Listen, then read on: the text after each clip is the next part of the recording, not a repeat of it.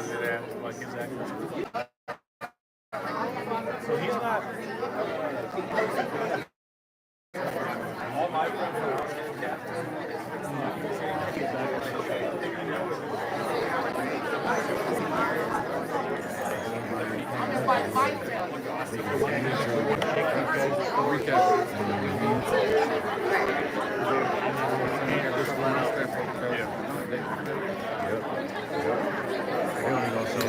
That's the best thing about getting our own media outlet. I've been doing this for a long time. Helping my baseball. Accomplishing the world. I hope you forget about it and go away.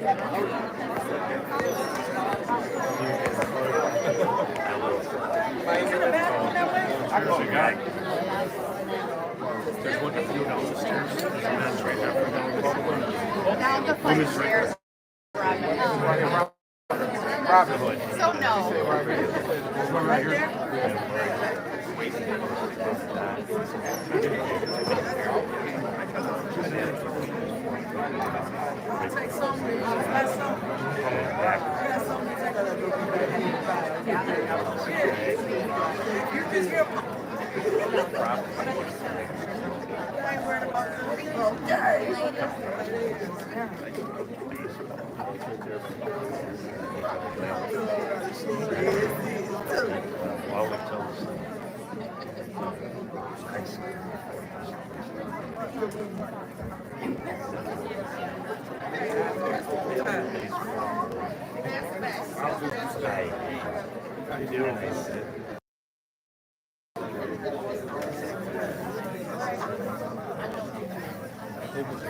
Like I tell people, his control harder. Going the game of baseball. You got a group of kids that the house. You know, we broke bats. You can steal and every group shake up this team and try to we call it age ball.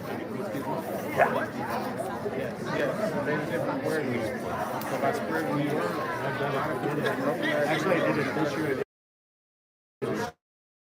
He's had a center kid before the pitching of the game, and he got there before. Close to it. I think that I'm not from the year now. Probably about a good month. Well, no, this would not be called. So it's not all that. It was a ball. Oh, God.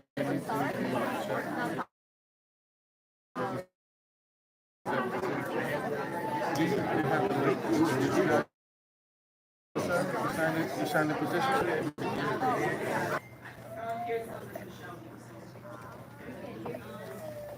So, I just give you an update of what's happened so far today. We had our closed session with the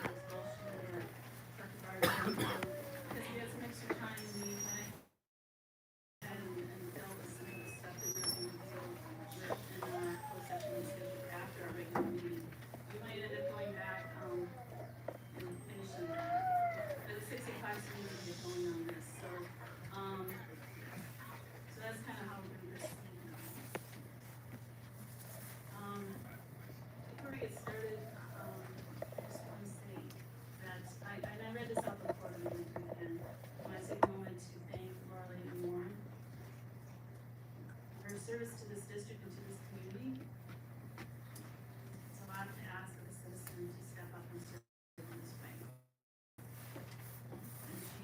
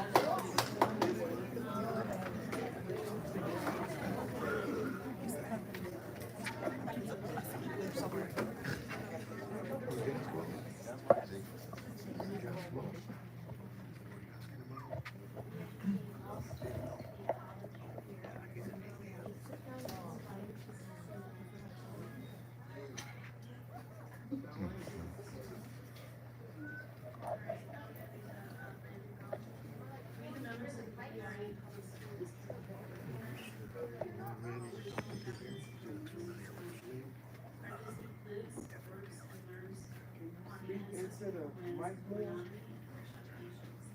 the correct plan of the land commission. We acknowledge as well diverse environment, Wisconsin First Nations have persevered here since before we had time. McCoy, we can't hear you. And continue to be integral parts of our community. We uphold our responsibility to repair relationships, initiate partnerships, and stand with all First Nation communities.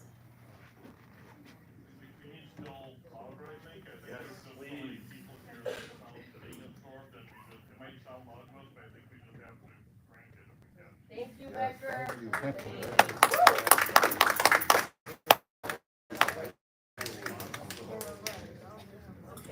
do we have any inter-city student council members, available remotely? There you go, Kenzie. Okay.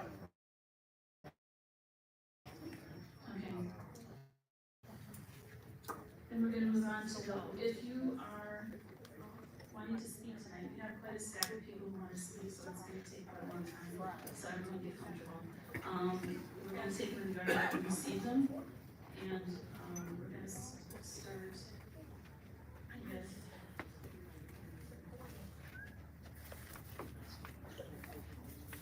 yeah, I mean, if you were still wanting to speak, I believe your phone's on the table out there, please fill that out.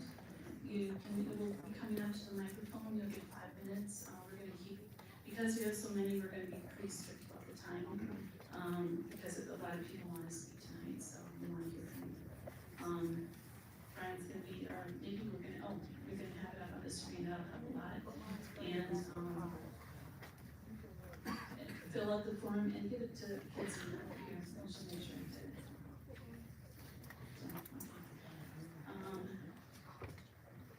I was restless that night, thinking about how to give my child endless opportunities. It was in this restlessness I began looking into the top schools in the country, and I found Wisconsin's #1 K-8, Leonardo da Vinci. Fast forward from that night to present day, we have spent countless hours and dollars shaping our lives for this talented magnet school. Recently, Leonardo da Vinci shared this feedback. I attended Da Vinci from 4th to 8th grade. Overall, it's a great school for gifted students who are placed in classes where you belong, and you have the opportunity to advance further. For example, in 4th grade, I was first placed in 5th grade math class, but after 2 weeks, I was replaced in 6th grade class. The next year, I jumped ahead in another class. This put me very far ahead in math, which was my favorite subject. The student statement was from December 31st, 2022, and during the founding principal's leadership, Ms. Tammy Van Dyke. This was the case in the process until the end of last year when she resigned. Our experience at present time is far from the feedback referenced and shared, and I'll touch on it shortly. But no, from the inception of Da Vinci, the district was never really involved in Da Vinci's acceleration or advancement procedures, and I have an email here from the Gifted and Talented Department that you guys can but the email quotes, to give you some clarity in history, in the past, the GT department from teaching and learning has not been in direct communication with Da Vinci when it comes to their acceleration procedures. We have been asking for our son to be considered for acceleration since before the school July 2023. It was not until December 2023 that an escalation was made and an end of the year assessment was given. Anthony scored an 84.5 on that end of the year assessment, just 3 months into the school year, in first grade math as a kindergartner. Anthony was accelerated the first time with an 85% into first grade math under Ms. Van Dyke's direction and recommendation. I offered to provide Dr. Tiller a letter of recommendation for Anthony to advance an additional level in math from Ms. Van Dyke. And he said it was not needed as the district had a strict 90% cutoff for acceleration. I asked for my son to take the assessment again and was met with crickets and or no acknowledgement to this request. Anthony is on pace to do something no kindergarten has done in the history of Leonardo da Vinci. This is complete the 520 questions for addition, subtraction, multiplication, and division. Anthony is in kindergarten and starting off division at the age of 6. The school used to have assemblies to recognize these students. Ms. Van Dyke has converged to accelerate multiple students throughout the academic year, most of which have scored below the 90% cutoff. Ms. Van Dyke has stated she can teach those missing gaps sometimes as little as 1 or 2 sessions with the school. Our son proved that by writing the missing 15.5% of the assessment in just 10 minutes. I have reached out to Ms. Van Dyke's guidance in amending the current district policy as Da Vinci was forced to adhere to the district policy. She is adamant against the set percentage being used to determine acceleration. After extensive research and speaking with staff members at the Green Bay Area Public Schools, I have learned that many district employees incoming used to have to get a 90% on their assessment, and that was lowered in the early 2000s to an 80%. That would be clerical and I believe engineering. I am here today to ask the Board of Education to amend the acceleration policy to the following. Upon written or verbal request for acceleration and possible advancement, the school will give an end-of-the-year assessment within 2 weeks. It took me 6 months. A composite score of 90% is recommended, but a composite score of 80% will be required, matching what you have from your staff. Acceleration meetings should also be audio recorded and added to a student's digital file. All meetings should be recorded as in the best interest of both district and student. I had multiple issues where I was not able to reference something from acceleration. A student should have the ability to retake the exam after a period of 30 days. Parents must be provided all information regarding testing and the acceleration meeting 72 hours from the day. A PLP or personal learning plan must be provided at the time of either approval or denial of acceleration, 9 to 4 months. My wife and I are providing each member today a copy of the book Ms. Van Dyke regularly referenced when she and her staff would make Da Vinci's #1 school. It's called G is Denied. In closing, previous results at Leonardo da Vinci speak for themselves when you're 100% successful. Tammy is the most knowledgeable reference a student could have, and for Dr. Tiller to directly reference knowledge, curriculum, and professional training, and not take her reference to account for is unacceptable. Thank you very much. Okay, next is Amanda Garcia. You have 5 minutes and just state your addresses. Hi everyone, my name is Amanda Garcia. My address is 334 South Van Buren here in Green Bay. My statement is on behalf of the United Front for Social Change, which includes We All Rise, Kasama, Melanie, and Kamsa. And I do want to direct myself to the community and let you all know that regardless of what happens with Dr. Tiller, the community leaders are here with you and we will stand by you.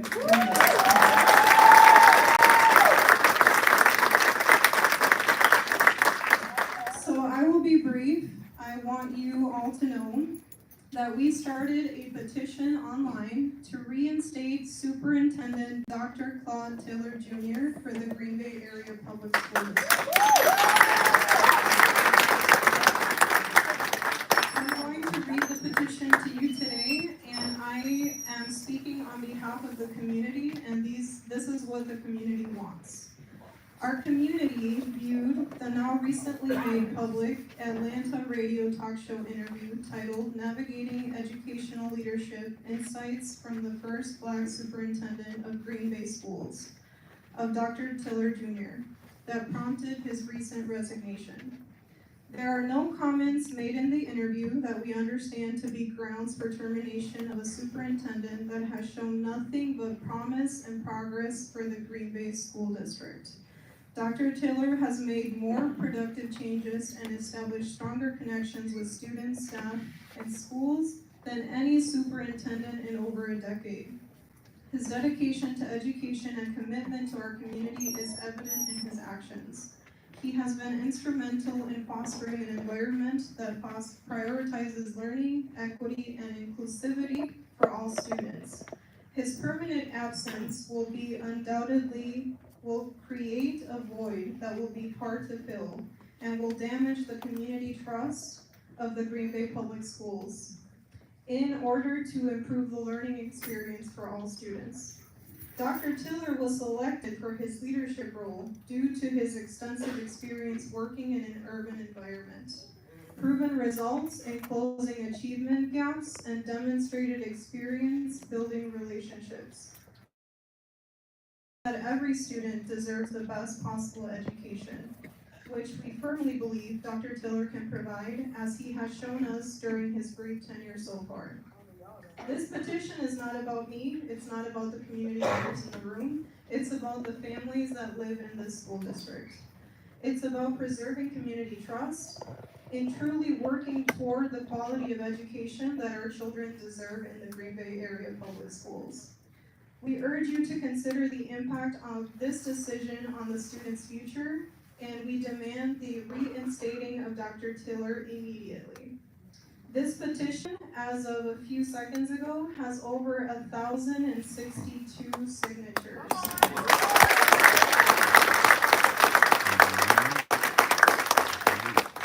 And I just want to address the community in the room. It's sad for me to be up here as a community leader.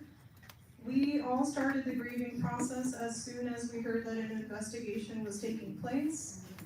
The message that was shared this morning to district families, I am one of those district families, the message was about misinformation. That's not why I'm here today. We're not here today to say that this is about misinformation. This is about how Dr. Tiller was treated as the first Black superintendent in this school.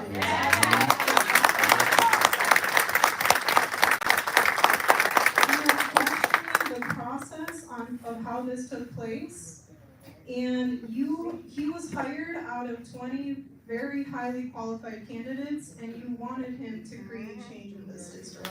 So I hope that at some point the board, the administration, can provide answers to all of the community members that are here today as to why this decision took place. And the only way to move forward is to reinstate him as our superintendent. That is our first demand. After that happens, we have a list of others that will follow. Thank you.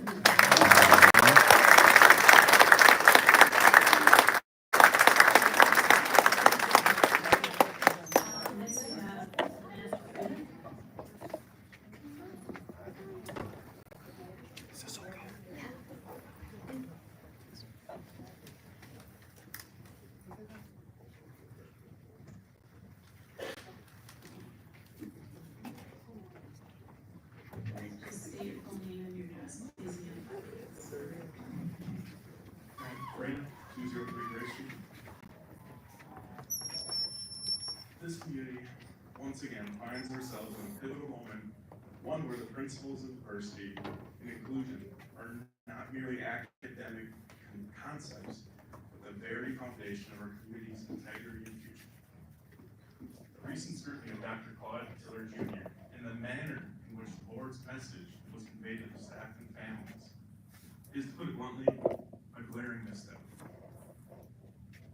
It was less an act of transparency and more a maneuver to dodge the true accountability that our students, staff, and community deserve. This isn't just about one individual. It's about the systematic failures that the situation has laid before. And let me be clear, the decision to sideline the values we support, particularly regarding community commitments to our students of color, it's not just an oversight. It's a deliberate act that undermines the very promises made by the Green Bay area public school. This act sends a chilling message that the commitments to diversity and inclusion are negotiable, subject to change based on convenience rather than conviction. This isn't an isolated incident. It's deeper, more insidious problem. A systemic bias of white supremacist thinking has found subtle refuge in our policies and practices. This is the cycle of injustice. It's not enough to simply acknowledge it. We must actively fight against it. The time for platitudes and half-hearted measures is over.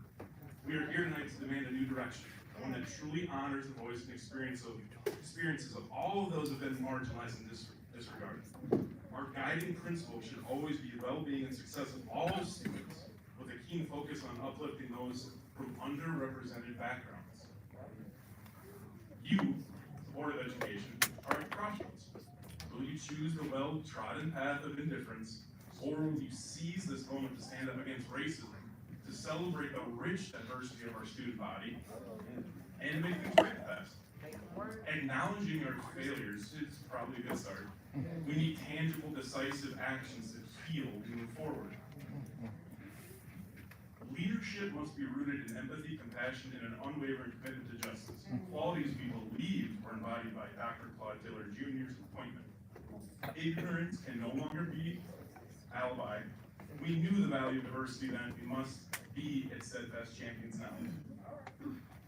In closing, let me remind the board and its leaders, the weight of this moment is on all of your shoulders. Yeah.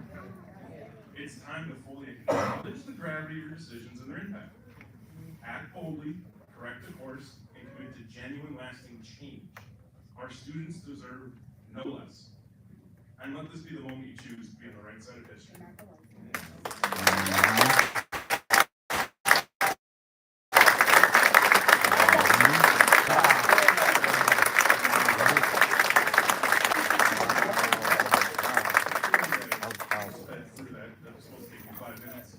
Mr. Becker, I would like to just acknowledge your presence on Saturday.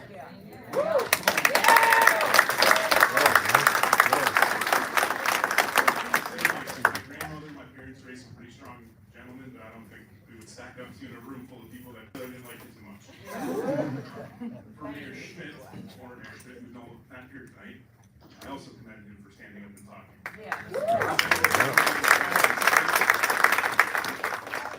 And the last thing I'm going to say, which might piss some people off, which is okay. I'm looking at the community down on 1265 Lombardi Avenue. You want to paint these things on your sidelines and wear stickers. But why don't you walk into the school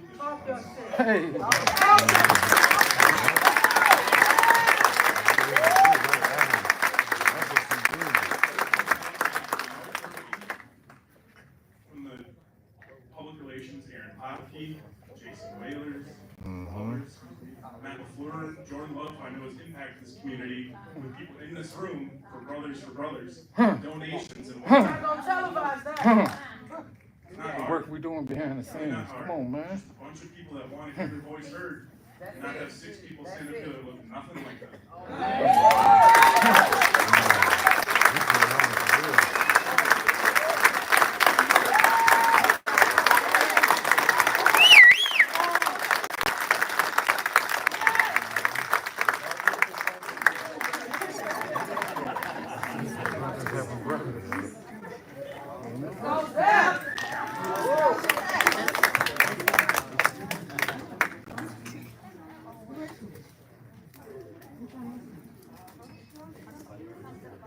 Stephanie Ortiz, 541 Terrace, 54301 is my zip code, and I have a son in 4th grade that attends Kennedy Elementary School. I'm also the Youth Prevention and Evaluation Director. I'm one of the co-hosts of organizing Community Members' Voice coming to the present space today. We all rise African American Resource. I'm going to start by offering my own blank acknowledgement, because I think when I heard it, when you all offered it, it failed to mention the most important part. That is that this land was stolen. This land was stolen. That was not in your land acknowledgement. And so we cannot surpass the systemic racism and genocide that has happened in our communities for generations. So we cannot bypass racism and talk about healing. We cannot talk about reconciliation without first talking about truth. So for my land acknowledgement, I acknowledge that this land was stolen, and I acknowledge that we currently gather upon the earth that the Menominee Nation people originally inhabited. Our presence would not be possible without the caretaking and continued contributions of tribal nations in Wisconsin. And something that I offer that you all add to your acknowledgements is a labor acknowledgement. For labor, I acknowledge the labor of Black and brown folks who have come before me, who have for generations sacrificed their lives to build this place we can now call home. Our presence would not be possible without their grit, their resilience, and their freedom dreams. I'm shaking up here because the gravity of this moment is so deep. I don't know about you all around this table, but I have never seen a room full of folks from community in this space.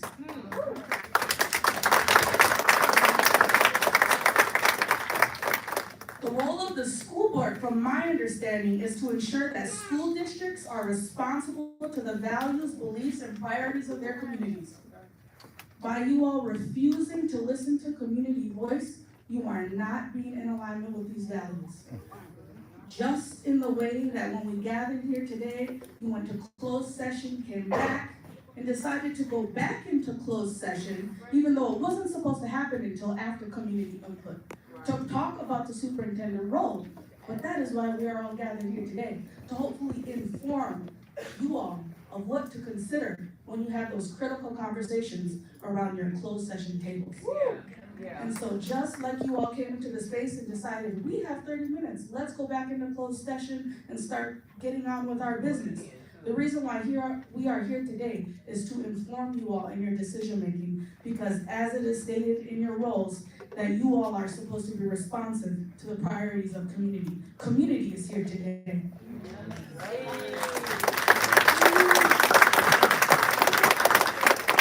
Wisconsin reports the widest score gap between Black and white students in the nation.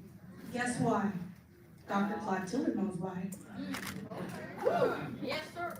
The root cause of the problematic outcomes that we are seeing in our school district is systemic racism. I'm going to say that again.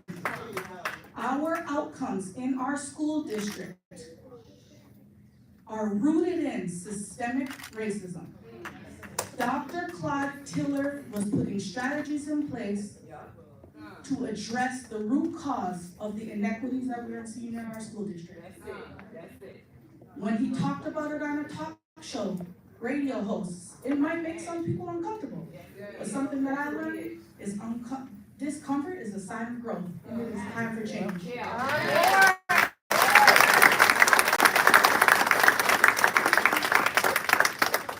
Furthermore, Wisconsin again is at the top of the list for the worst states in the nation. Not just educational achievement gaps. Unemployment, low income, disproportionate high rates of incarceration among the Black community. 7% of the Wisconsin population is Black, but we make up 40% of the prison population. What is the root cause? Dr. DrTiller knows what it is. Racism. When we have leaders like Dr. DrTiller in our space, in our positions of leadership, who understand what the root causes of all the inequities are, it's time we keep them. My ask and my demand is that you reinstate Dr. DrTiller and do not waste any further tax dollars on thinking that somebody else is the best person to lead our community school district. It is Dr. DrTiller. And I offer that you all consider reinstating Dr. DrTiller now. Thank you.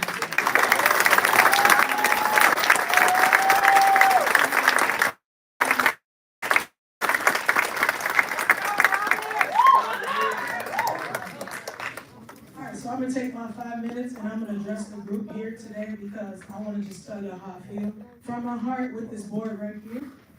They coming in here today, all of this last couple of weeks in the room and then getting tired and then acting like or scoring their truth. They used this lawyer and hid behind a lawyer and said that Claude hid behind a lawyer. But we know, like Stephanie said, all of this is rooted in racism. Another thing that I want to let you all know is that podcast that they show us, nobody was going to hear that because that was in a private Atlanta Black women's group. And nobody was going to see that besides the sneaky person who was already following Claude Tiller. Because what you would have heard was what the words I was saying on the radio show. And I want to make that clear so that we stop getting confused by what racism does to eliminate the words of the people. Okay, right. Yeah. The next thing that I want to say is Ed Dorff is not one of your board members. And so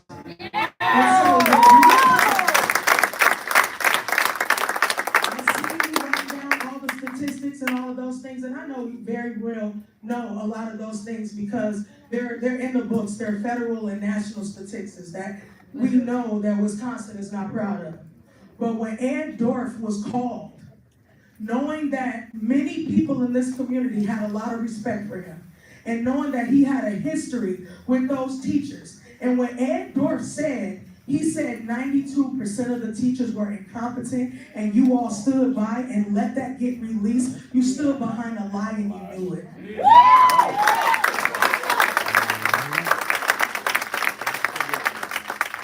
When you are a well-respected person in this community to that regard, every single word that you said, you know that it's a word of influence and it's a word of matter.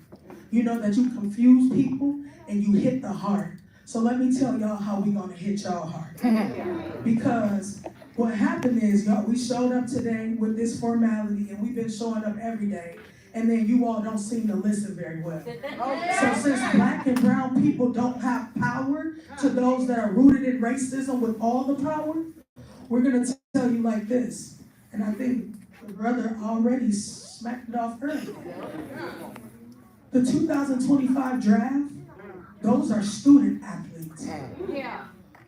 And so since you want to fail those students, Blacks, the biggest academic achievement gap between Black and white people. I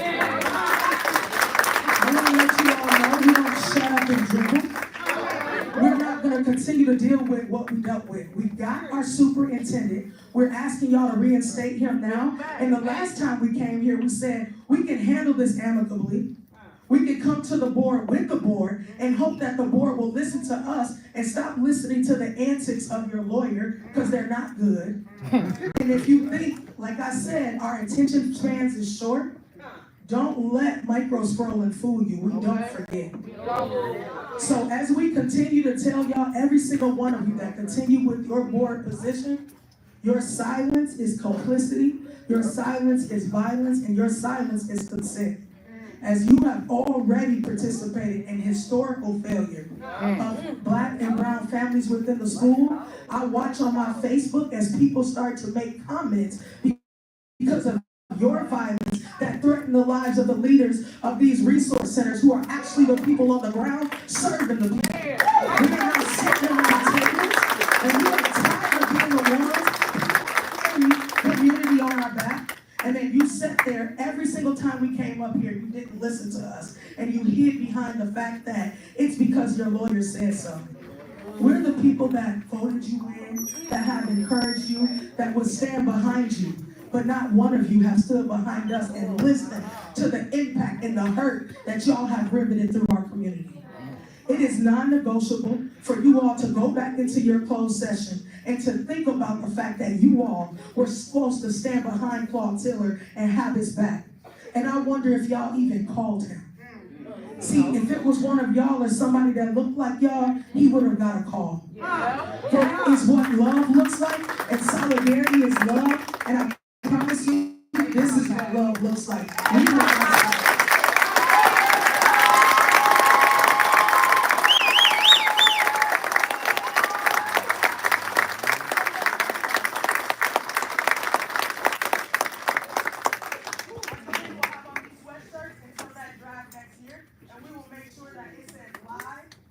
Student athletes pay attention to what's happening to Green Bay students.